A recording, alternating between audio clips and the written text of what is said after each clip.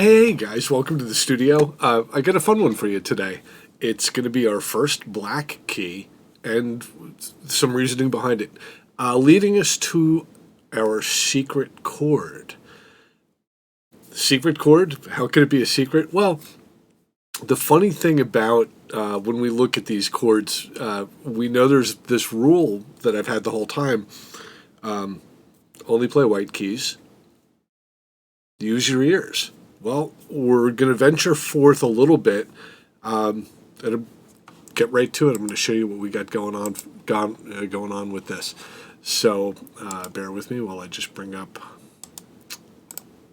this. Okay, here's our keyboard. All right, and we're listening to everything. Okay. Quick recap. This is the fourth lesson. I highly recommend that you have watched the first three before you get into this. Feel free to skip through them if you have some basic knowledge and you're watching and say, okay, this is stuff I already know. But it's going to kind of turn a little bit of a corner today. Here's how it's going to work. We're going to be starting off with our A minor, which you've seen in now the first three videos in a row. And we're also going to take a look at the same chords that we've been using in our progression. A minor, then F, then C, and then G. But the slant is going to work like this. We've got a new chord to show you. Without getting too deep into what it is, this is the chord here. Now, we've actually seen kind of this chord before in video number 3.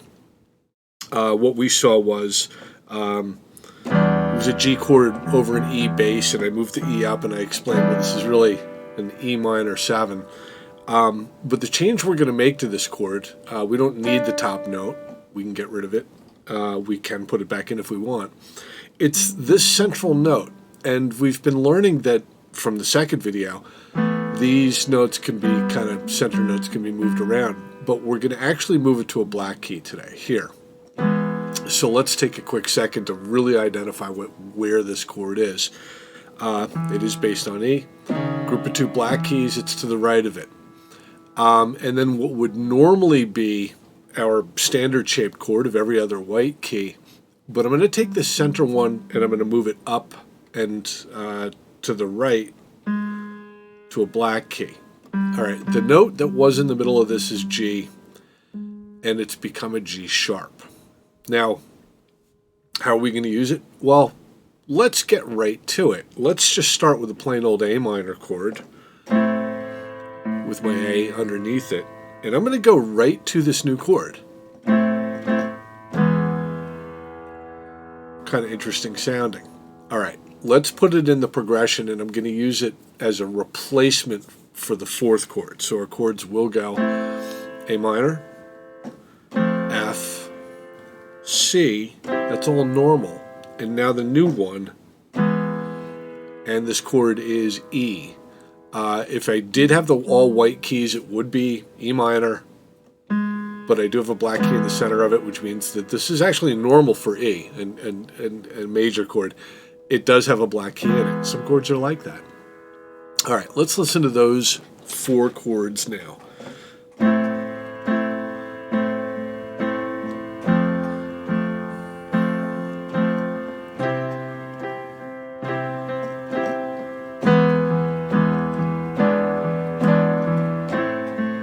Okay, and you saw when I did get to that E chord, I did do that trick where I put that additional note on top of it, and you might remember from the third video, that would be a 7th. So this chord is actually E7.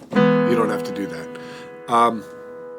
What would happen if I was playing a melody over this? Well, since the chord contains a black key at that moment, what we're starting to see here is an underlying scale under this whole thing, which up till now has been all white keys.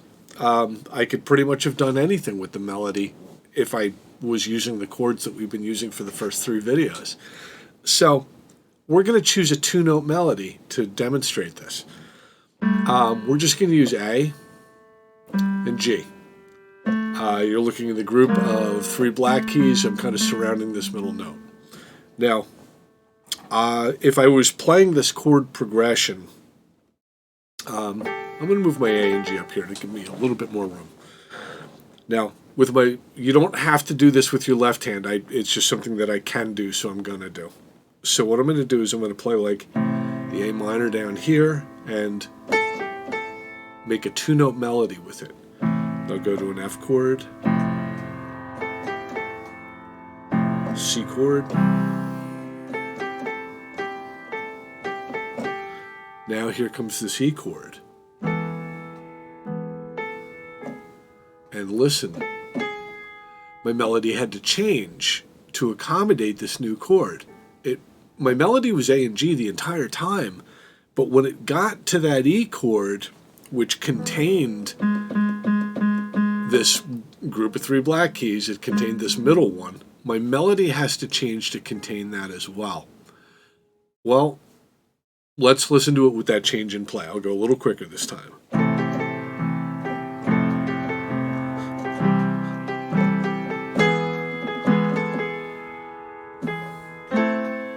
And it worked quite nicely. Why is this a secret chord?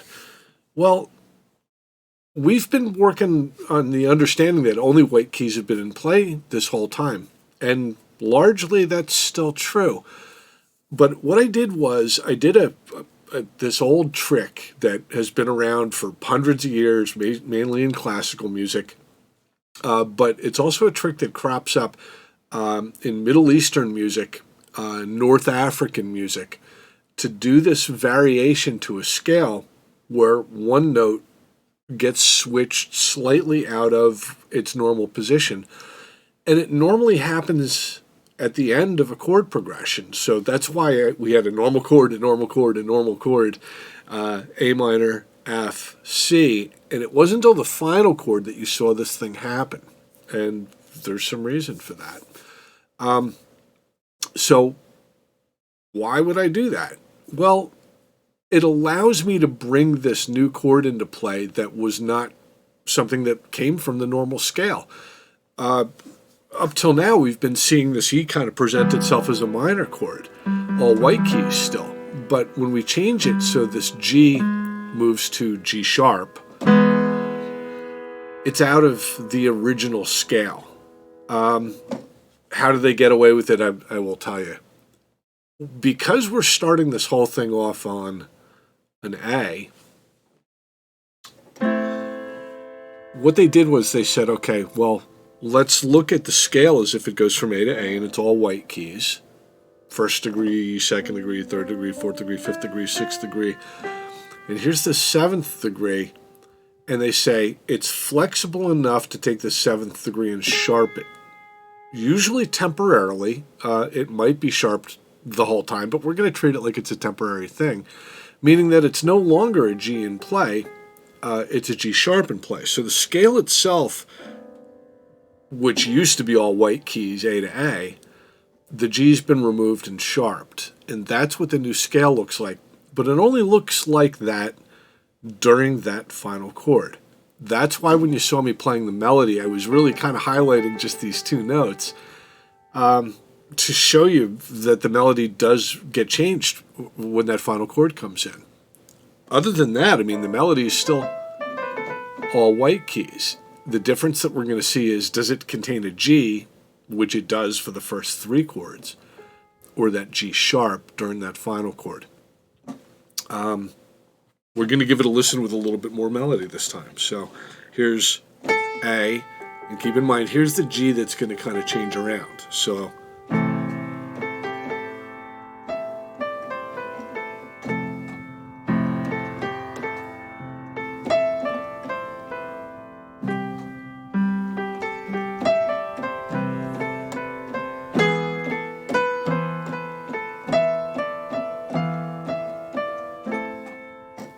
well, that was me taking a little bit more liberty with the melody, kind of working up around the white keys, but kind of keeping an eye on when that G was supposed to be G and when it got swapped over to a G sharp. Well, we've looked at this as if it's, kind of free of music theory. That's what we do here. And that's a trick that you can use. It just so happens that whenever you have any chord progression, if it starts out on a minor chord, like ours did, it started on A minor. What I can look for when I'm choosing the final chord of the progression is I'm going to look for a chord very simply that's rooted on the fifth degree of that scale, and I'm going to convert it from a minor to a major. Whatever key you're in, if it's minor, look to the fifth degree of the scale, play that chord, and convert it from minor to major. What do I mean? Well, here's A. The scale that I'm really kind of considering right here, because I started this whole thing on an A minor chord, is I'm kind of considering this to be the foundation of everything that I'm doing. We would say that we are in the key of A, because it's so strongly leading into this. Well, here's that scale. And I can say, well, we know the chord is built out of a first degree and a third degree and a fifth degree. And it makes it real easy to identify what this fifth degree is. And there it is. It's an E. Well, that's the answer to the first part of the question. What is the fifth degree of the scale? The answer is E.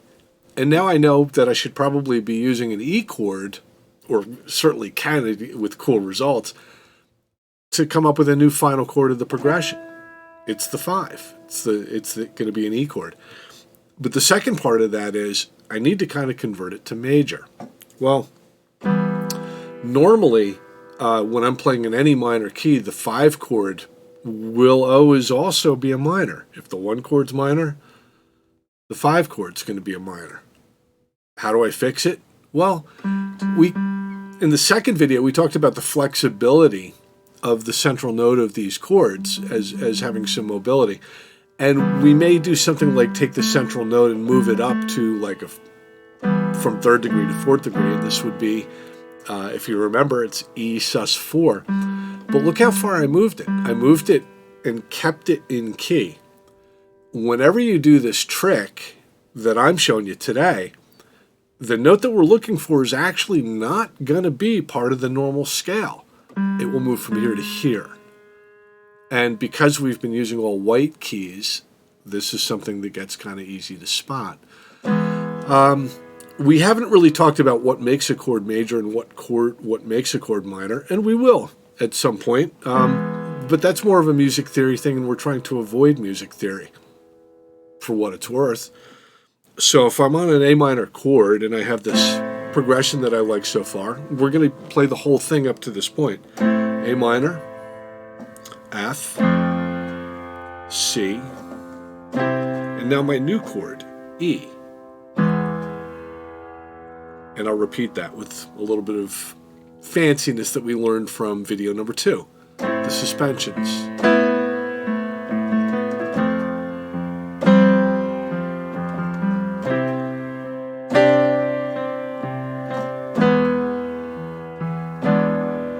And you also saw me add the 7th in, and that's something we learned from our third video.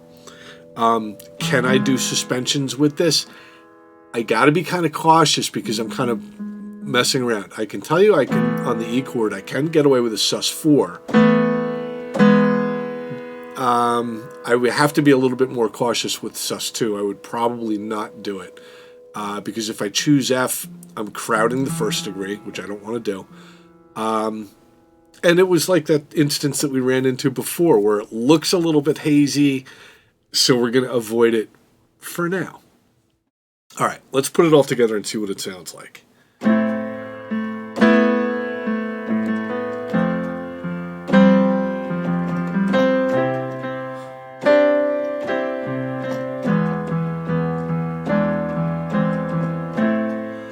Now, when I got to that E7 chord, I did play the E, I added the 7, and I came down and I went, and I moved that D to a C. How do I know I can get away with that?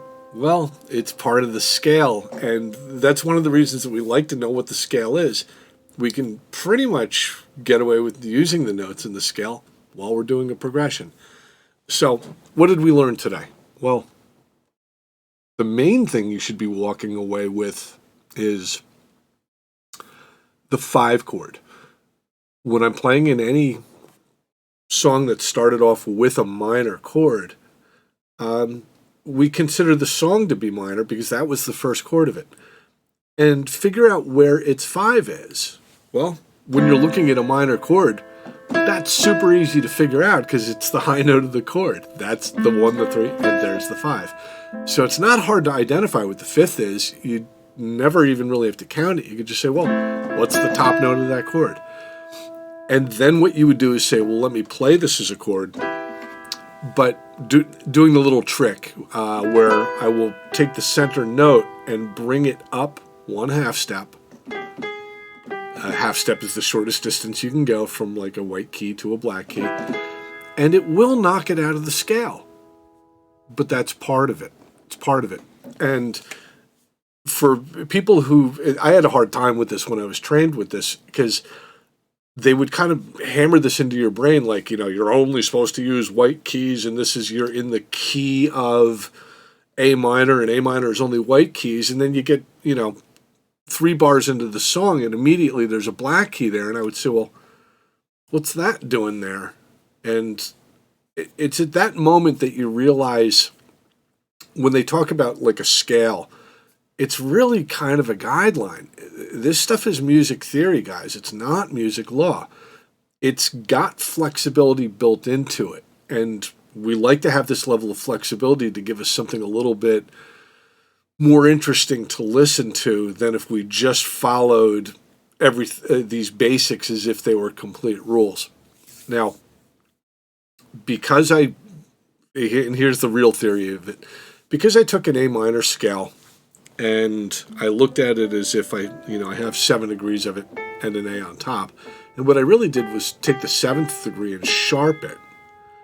And that's the scale that's in play while I'm playing that 4th chord, because there's that G sharp there. There's a name for this. It's called harmonic minor. This is a harmonic minor scale. If I don't sharp the G, they just call this A minor, or in more technically accurate, A natural minor. And they call it natural minor so that you realize, hey, it's the normal form of this. But if I take the 7th degree and sharp it, like we had to do when we used the trick with the 5 chord, A harmonic minor. And harmonic minor literally means to take the 7th degree of a minor scale and sharp it. And that's exactly what you need to do if you're ever going to use the 5 chord trick based on any scale. Do we like it? We love it because it makes the melody a lot more interesting. But it's kind of a secret chord that wouldn't show up. One of my friends from the Zone was saying, oh, okay, key of A minor. He went online and he looked at all the chords that should be available in the key of A minor. And the chart was all the white key chords that we've seen. White key chords, white key chords, white key chords, white key chords, which is great. And it would not have included this because it's technically not in the key of A minor because it requires the scale to be modified into a harmonic minor for this chord to even work because it's got that black key in it. So that's why I call it a secret chord, because it's not going to appear on the cheat sheet chord lists, but it's definitely something that gets used all the time. And I'm going to play you out, and the way I'm going to do it is I'm going to play our progression the way we've been playing it over the past couple lessons, and then I'm going to switch it to the new way. So here's our old way.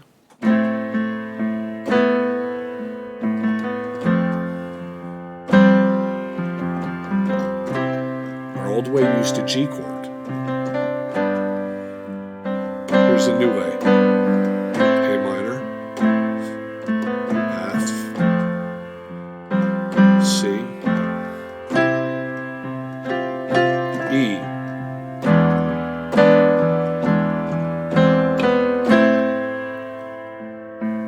A very different flavor, kind of a closely guarded secret in music theory, but something that you can see and something that you can find, and I hope you try it out. Thank you guys for coming today. Hope you enjoyed the show, and I'll see you soon.